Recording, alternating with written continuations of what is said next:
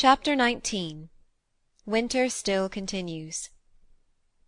Peter arrived punctually at school next day. He had brought his lunch with him in a bag, for all the children that came from far away ate in school, while the others went home.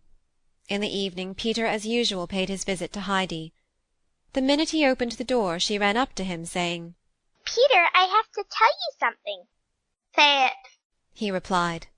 "You must learn to read now," said the child. "I have done it already." Yes, Peter, but I don't mean it that way," Heidi eagerly proceeded.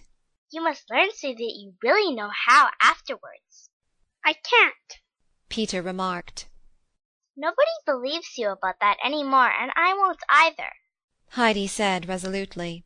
"When I was in Frankfurt, Grandmamma told me that it wasn't true and that I shouldn't believe you."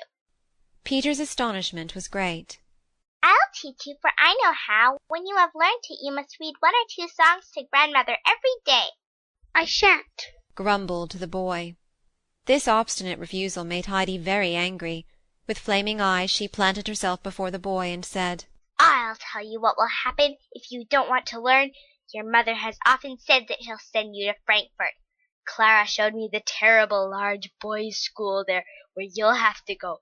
You must stay there till you are a man, Peter. You mustn't think that there is only one teacher there, and such a kind one as we have here. No, indeed. There are whole rows of them, and when they are out walking they have high black hats on their heads. I saw them myself when I was out driving." Cold shivers ran down Peter's back.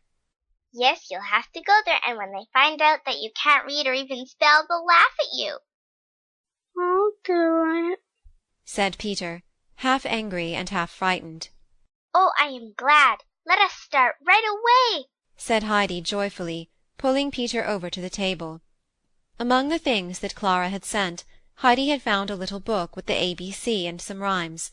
She had chosen this for the lessons.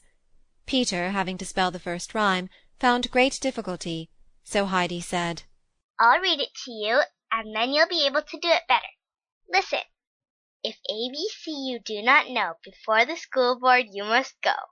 "I won't go," said Peter stubbornly. "Where?" "Before the court." "Hurry up and learn the 3 letters, then you won't have to." Peter, beginning again, repeated the 3 letters till Heidi said, "Now you know them." Having observed the good result of the first rhyme, she began to read again. D-E-F you then must read, or of misfortune take good heed. Who over L and M doth stumble, must pay a penance and feel humble. There's trouble coming if you knew, you'd quickly learn N-O-P-Q. If still you halt on R-S-T, you'll suffer for it speedily. Heidi, stopping, looked at Peter, who was still so frightened by all these threats and mysterious horrors that he sat as still as a mouse. Heidi's tender heart was touched, and she said comfortingly, "Don't be afraid, Peter. If you come to me every day, you'll soon learn all the letters, and then those things won't happen. But come every day, even when it snows. Promise!" Peter did so, and departed. Obeying Heidi's instructions, he came daily to her for his lesson. Sometimes the grandfather would sit in the room, smoking his pipe. Often the corners of his mouth would twitch, as if he could hardly keep from laughing. He generally invited Peter to stay to supper afterwards, which liberally rewarded the boy for all his great exertions. Thus the days passed by. In all this time Peter had really made some progress, though the rhymes still gave him difficulty. When they had come to U, Heidi read, "Whoever mixes U and V will go where he won't want to be." And further, "If W you still ignore, look at the rod beside the door." Often Peter would growl and object to these measures, but nevertheless he kept on learning, and soon had but 3 letters left. The next few days the following rhymes, with their threats, made Peter more eager than ever. "If you the letter X forget, for you no supper will be set. If you still hesitate with Y, for shame you'll run away and cry."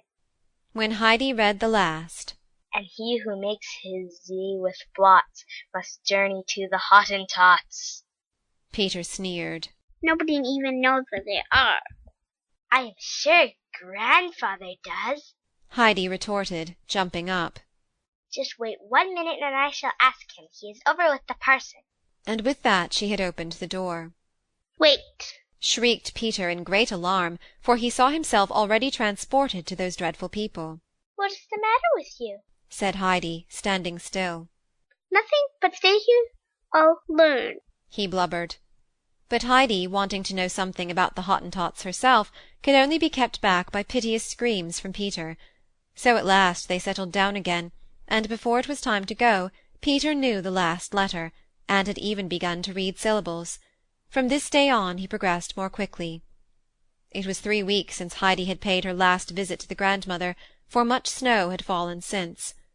One evening Peter, coming home, said triumphantly, I can do it. What is it you can do, Peter? asked his mother eagerly. Read? What? Is it possible? Did you hear it, grandmother? exclaimed Brigitta. The grandmother also was curious to learn how this had happened. I must read a song now. Heidi told me to, Peter continued. To the women's amazement, Peter began. After every verse his mother would exclaim, Who would have ever thought it? While the grandmother remained silent. One day later, when it happened that it was Peter's turn to read in school, the teacher said, Peter, must I pass by you again as usual, or do you want to try? I shall not say to read, but to stammer through a line. Peter began and read 3 lines without stopping. In dumb astonishment, the teacher, putting down his book, looked at the boy. What a miracle has happened to you! He exclaimed. For a long time I tried to teach you with all my patience, and you were not even able to grasp the letters.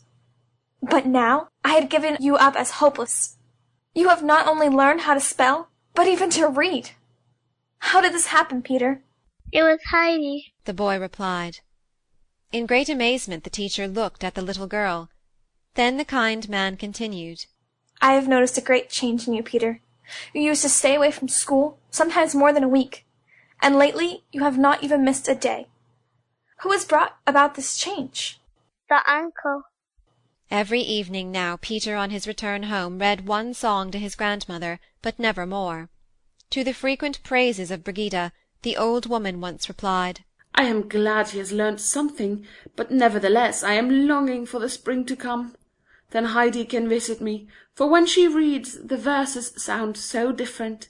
I cannot always follow Peter, and the songs don't thrill me the way they do when Heidi says them. And no wonder. For Peter would often leave out long and difficult words. What did 3 or 4 words matter? So it happened sometimes that there were hardly any nouns left in the hymns that Peter read. End of chapter 19.